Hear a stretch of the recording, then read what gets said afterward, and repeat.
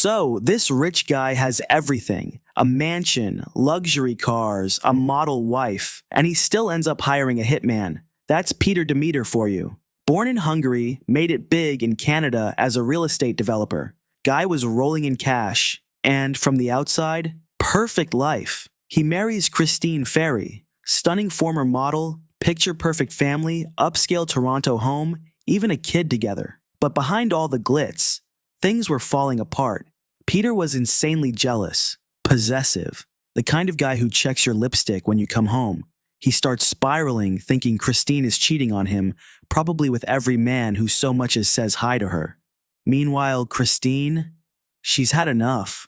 She starts planning to leave him and take their young daughter with her. And that would mean Peter loses not just his family, but custody, reputation, and a big chunk of his money. And Peter does not take loss well. So this guy makes a decision that's just cold. If he can't have Christine, no one can. July 18th, 1973. Christine Ferry is found dead in the garage of their home. She had been bludgeoned with a crowbar. It wasn't just murder, it was personal, brutal, up close, rage-filled. At first, police think maybe it was a robbery gone wrong. Maybe someone broke in, but that theory falls apart fast. Nothing was stolen, no signs of forced entry. And then, investigators make a discovery that just flips the whole case. Peter? Yeah, he had taken out a life insurance policy on Christine for $1 million. That's huge even today. But back in the 70s, that was absurdly suspicious. But here's the thing. Peter had an alibi. He was supposedly out of town when it happened. Somewhere far. Convenient, right? Except, it gets weirder. Turns out, Peter had connections. Shady ones. Especially this one Hungarian guy. Through him, Peter hires a hitman to do the dirty work. Yep. He literally paid someone to kill his wife while he was out of town to make it look like he had nothing to do with it. But police piece it all together. In 1974, Peter Demeter is convicted of first-degree murder. Life in prison. The end, right? Nope. Because Peter Demeter is not the kind of guy who just fades into the background. Even from behind bars, he's out here trying to run the show. And his first order of business? Taking out anyone who stands in his way. Even if that someone is family. Fast forward to the 1980s. Peter's been sitting in prison for years now, probably thinking, plotting, boiling. And there's one name that keeps coming up on his radar. His cousin. Now this cousin, he's not just any relative. He's the one who had been managing Peter's finances while Peter rotted in jail. Also, he was working hard to protect Peter's daughter, the same daughter Christine was trying to save before she was murdered. But Peter didn't see him as family. He saw him as a threat. So Peter starts pulling strings again. Starts looking for someone, anyone, to do another job for him. And yeah, you guessed it. He tries to hire another hitman, this time to kill his cousin. Like, who is this guy? It's like prison just gave him time to rehearse. But the cops catch wind of it. And honestly, at this point, they're not even surprised. They investigate and find clear evidence of another murder plot coming straight out of the prison cell. So Peter goes back to court. Again. And this time, the justice system is like, okay, that's enough. They slap him with one of the harshest legal labels in Canadian law. He is officially declared a dangerous offender. And if you're not familiar with what that means in Canada, let me put it this way. When they call you a dangerous offender, you don't just get a sentence. You get a life of surveillance, indefinite imprisonment, and no clear way out. It's the legal equivalent of, we never want to see you on the outside again. So now Peter's stuck. Not just in prison, but permanently.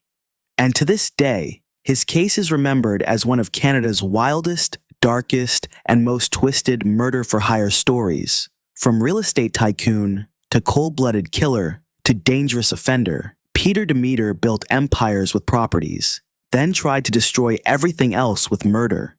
If you think this case was scary, I bet you don't want to hear this next one. So, this guy owns a pig farm, and ends up being one of the most horrifying serial killers in Canadian history. That's Robert Pickton, a name that still sends chills through Vancouver. He wasn't some monster hiding in the shadows. He was just a quiet, awkward guy living on a nasty old pig farm in Port Coquitlam, British Columbia. But what was happening on that farm? Yeah, no one was ready for that. Let's rewind to the late 1990s. Around this time, women, especially those from Vancouver's downtown east side, start disappearing. One by one, gone, no leads, no answers. Now, if you don't know, the downtown east side is rough. Poverty, addiction, sex work. It's an area full of people society basically forgets. So when women from that neighborhood start vanishing, the cops barely blink. And Robert Pickton knew that. Because that was the whole point. He was targeting women who he knew wouldn't be missed. And that's what makes this story even darker. So what would he do? He'd go down to Vancouver, lure these women back to his pig farm. Promise of money, food, a place to stay. Anything. And once they got there, they never left. Now, for years, there were rumors. People around the area kinda knew Pickton was weird. The farm was sketchy. He smelled off. But there wasn't enough hard evidence until they finally got inside. And what they found? It was pure horror. We're talking DNA evidence from 33 different women. Some of them, their remains had literally been fed to the pigs. Others, their DNA was found in meat grinders and freezers. And yes, investigators even suspected that some of that meat may have been processed. Let that sink in. Pickton was arrested and charged with 26 counts of murder. But in 2007, he was only convicted of 6, all second degree. Why? Because proving all the deaths was insanely difficult. The remains were destroyed, the victims were forgotten, and the evidence was a nightmare to process. Still, those 6 charges were enough to lock him up for life, with no chance of parole for 25 years. But even that feels like not enough. Because Pickton once bragged to an undercover cop that his goal was to kill 50 women and that he had only stopped at 49 because he got sloppy. Yeah, that's what he said. Let's go back to 1997, years before his final arrest. A woman escaped his farm. She ran, covered in blood, stabbed, handcuffed, and lived to tell police what happened. She said Pickton tried to kill her, literally. She gave names, locations, the whole thing. And guess what happened? They let him go. Yeah, no follow-up, no deep investigation, just poof. They even searched his farm back then, and still didn't catch him. Meanwhile, women kept disappearing, and not just 1 or 2, dozens. Friends, sisters, daughters, gone. Families begged police to investigate. Protesters shouted from the streets, but most of the women were sex workers. Indigenous, addicted, marginalized, and that meant, to the system, they were invisible. So Pickton just kept going. The police didn't fully move on him until 2002, and when they finally did, they were overwhelmed. There was so much human DNA on that property, it became one of the largest crime scenes in Canadian history. They brought in forensic teams, cadaver dogs, excavation gear, everything. They dug through pig pens, barns, and giant freezers. They even had to sift soil through mesh screens because of how badly decomposed and scattered the remains were.